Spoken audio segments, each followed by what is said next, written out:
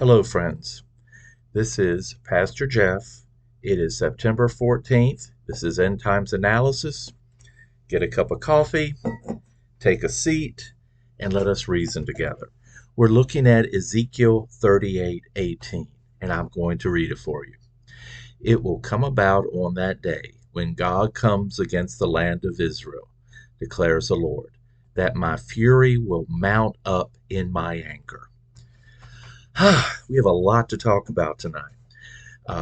President Putin of Russia has been meeting with the General Secretary of the Communist Party of North Korea, Kim Jong-un.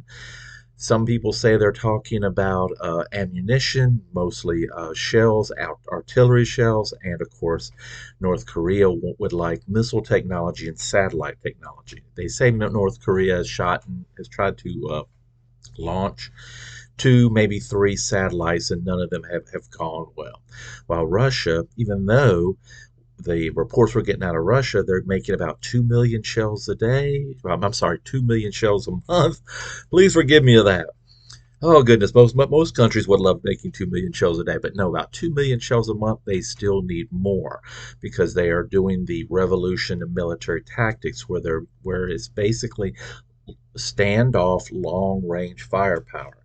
You send off long range firepower, send a lot more drones, a lot more artillery. You're not seeing the overwhelming air power that you would see in American combat.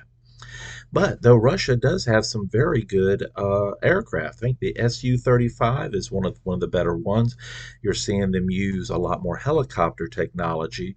The Hind 8, I think, has been used extensively. So you are seeing something. It's a combined force of firepower plus holding back your manpower until you see breaks in the military. You wear them down. We talked about that. You allow the other country to come in, hit your force. Your force stands not quite unmovable. It bends, it don't break, but it wears the other nation down. And then you slowly push it back. That is traditional Russian tactics, with the exception of the massive firepower. Some of it was used actually in one battle, I think, when the Tsar's army went up against the Austrians in World War One. Forget the battle, but I know they wiped the Austrians almost off the face of the earth. The Germans had to come down, Austrian Hungarians. The Germans had to come down and almost take over the Austrian army, and then slowly push the Tsarist army back. So we've seen these tactics before. Now they are been upgraded with a lot more firepower. So you're seeing a lot of things happening with the Gog paradigm. They say, Pastor Jeff, how does this come about? How does this work out with Ezekiel 38? Glad you asked that. Because once again, Kim Jong-un said he would support Russia.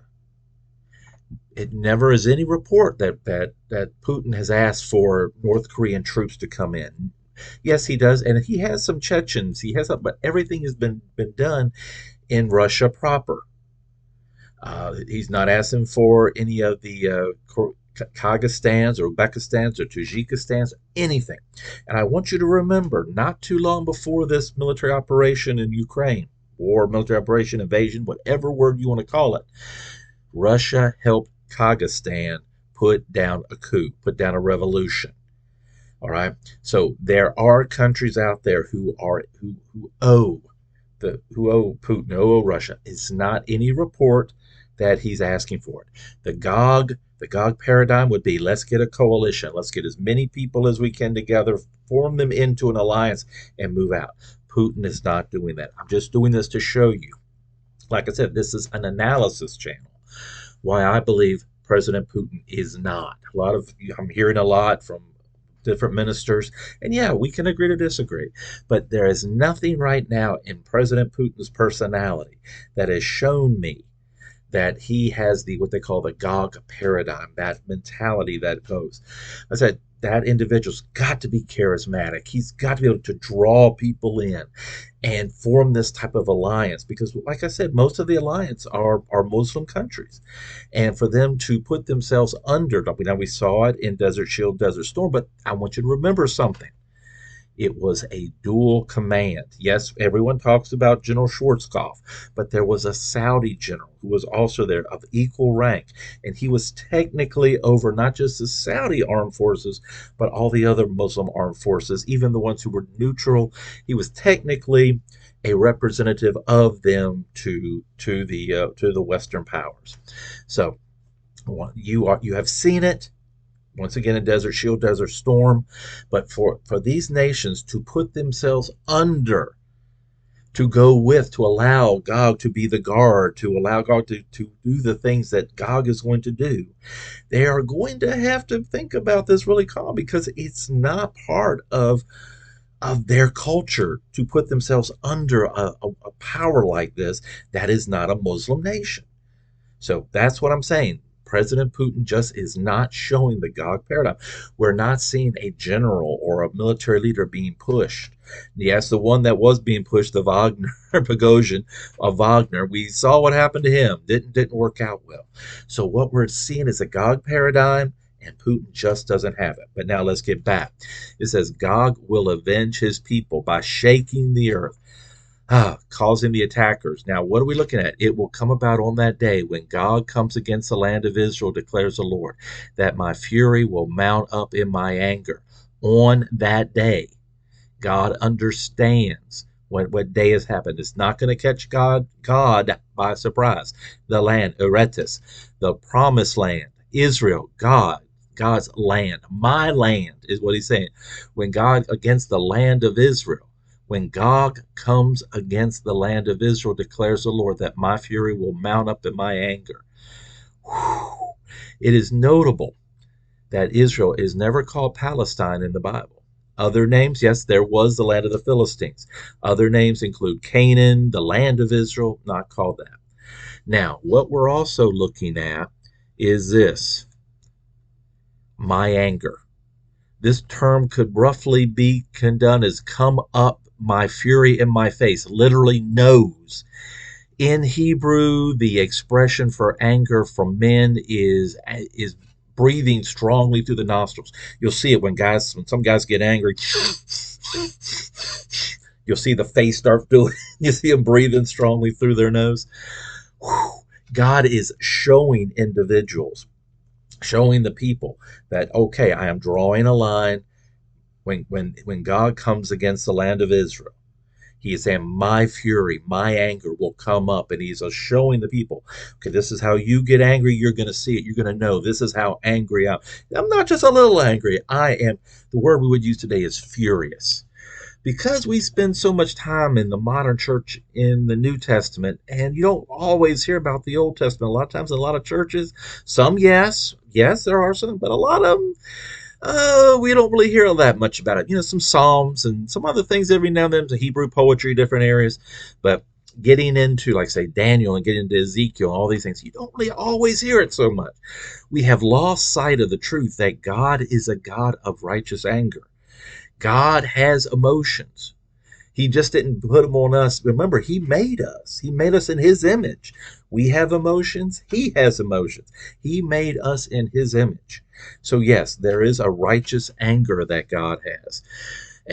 Goodness. As the forces of Russia, which we believe, which we talked about, and I have my map here. I got the forces of Russia, Libya, Sudan, Ethiopia. Somebody would say Ethiopia and Sudan come in. Some people with put could also be Algeria and Tunis, Persia, of course. Once again, they have to transverse Egypt. Some of these nations, Cush and Put, have to go through Egypt. Gomer, most people think is Turkey.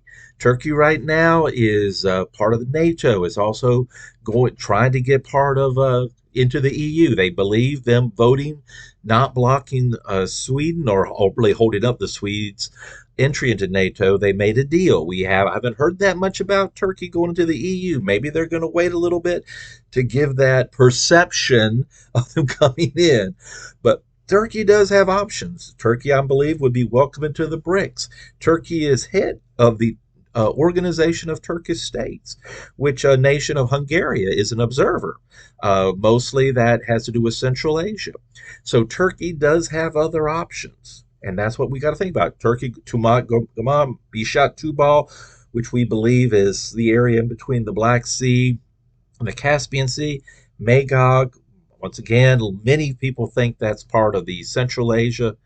So all these nations are coming together. The Gog paradigm would say, I am a leader of a coalition, of an alliance of nations.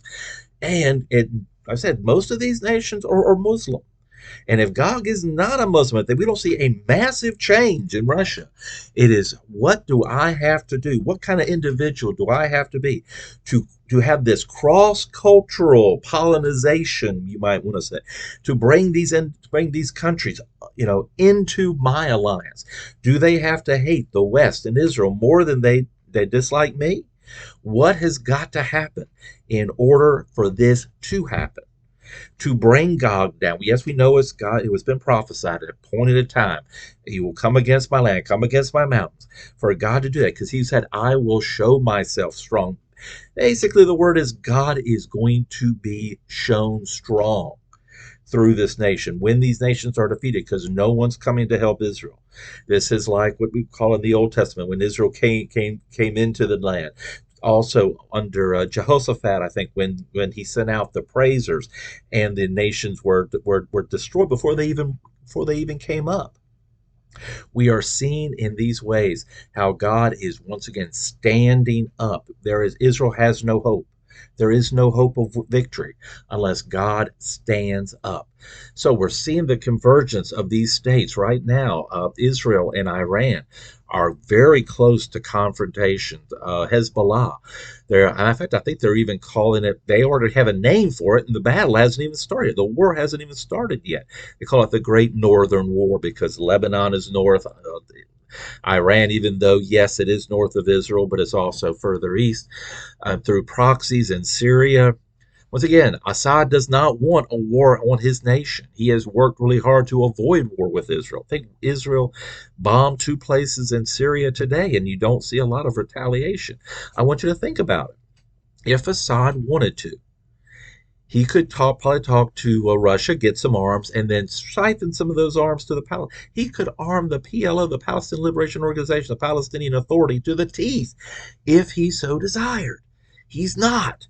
Why is he not doing it? He does not want to bring his people into a war. They're already suffering through a civil war. He is looking after his people. Or whether look after people, looking after himself, he might be doing the right thing for the wrong reason, but he's still doing the right thing. He is trying to avoid war if all possible. Remember, he is going through a civil war. He's not doing it. In order for Turkey, in order for Iran, in order for these other nations to come, they have to go through Iraq and they have to go through Syria. Now, is there going to be some type of coalition? Because the nation of Iraq and the nation of Syria and Lebanon were all part of the Persian Empire. So are these nations going to somehow come together in some type of union, some type of self-defense, and then go up to God? We don't know. Are there going to be a lot of little alliances before the big alliance? We don't know, but it could happen. That is a good analysis. We are looking at what could happen. Syria is being bombed by Israel. No nation likes to be bombed. I can't stop Israel. I have Russian troops in me. I have S-400 anti-aircraft that's not being used. So do I have to get with other individuals? Remember, all these nations that are in Syria are making Assad look weak. So what do I have to do to look strong? Okay, I can't. I'm going to make an alliance. So these people are supposed to be in my nation. I'm making them more alive, get closer to Russia. Think about it. Putin has not asked Assad to send any troops up there, even a token force. He's not, to our knowledge, we don't see any Syrian troops going into Ukraine. The Gog paradigm would say form a coalition, form a mighty army, and move in quick and end it fast. We're not seeing that. We're seeing a slow wearing away. That's not the Gog paradigm. Once again, I'm just reinforcing my point. When all these nations converge against the state of Israel in the last days, the Hebrew prophet Ezekiel tells us, at the last moment, when there seems to be no hope for Israel, the Jews, the God of Abraham, Isaac, and Jacob will supernaturally intervene. That is an amazing statement. That is something that it's going to shock the world. I believe you're going to see, once again, I don't know what word your faith community uses. They may use revival, they may use renewal, they may use a new reformation, but it's going to wake up the world. They're going to know that God is alive and well. Now, can we spin it? Of course, we're seeing all kind of things spin right now. Good is bad, bad is good, evil is good, is great, great is not that good anymore. So a lot of things can be spun. How are they going to spin this? How are they going to take that and completely, oh, this is a natural occurrence. No, this is not God. This is cannot be God. Remember, things have got to happen in order for the man of sin, the man of lawlessness, the Antichrist to come in. Wouldn't this be a way for it to happen? Gog, the prince of Meshach, Tubal, Magog, that's the land. He gets defeated. The world is terrified, not just because of their defeat, but God moves. So all of a sudden, we start giving our power. What was that said? Never let a good crisis go to waste. We just seen a crisis. We just now have been realized there is a God. Now, what is the enemy of God going to do? The devil is going to raise up something. And then the world is going to look at that because, okay, we don't want another invasion.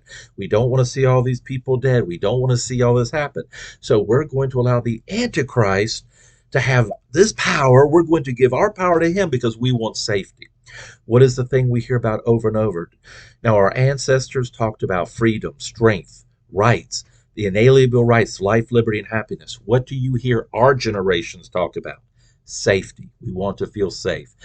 Someone is saying something I don't agree with. So all of a sudden we'll get all upset because I don't feel safe when they're doing that. Words have become violence.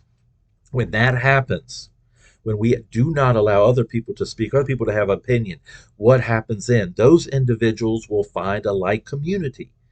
What will happen when Gog and his alliance is defeated?